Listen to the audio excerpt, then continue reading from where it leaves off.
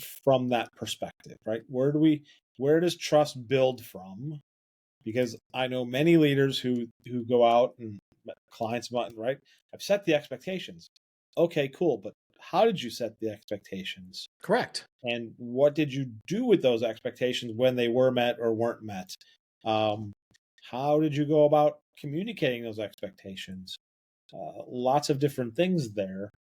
Um, so I don't know that, yes, clarity is part of it, but how do we get to that level of vulnerability trust that is what we're ultimately looking for? That, as one of my former colleagues, guy that worked for me for a bunch of years, Pete Zimmerman, would always say, their job is to make sure the quarterback doesn't get dirty, right? My staff True. members took that approach of, hey, we're not going to let you get dirty as long as you're there to help us and keep us from getting run over. We're going to make sure we're going to do everything we can for you Right. to put you in the best spot, because if you're leading us, you're going to take us to a better spot Yep. than not. And Right. uh,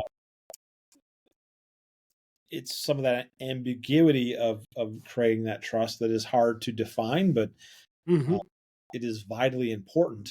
When you have that landscaper that might have 5 crews out there right now, going through, or snowplows or whatever that is, Right. how do you create that level of trust to know that they're doing the right thing, and they're, you know, wet means wet, not wet means I didn't Right. go there 2 hours ago to go put down more Right. salt. But you said something very key right there. You said something to the fact that, I did, doing what I said, or, something along those lines. And that's where trust really starts to happen, is when you are you, or anyone else, the words that are coming out of your mouth, you're actually living by them. You're not saying them and speaking out your ass on the other side and doing something different than what you've said. But that, again, that comes back to that level of clarity. How do we start to inspire that trust?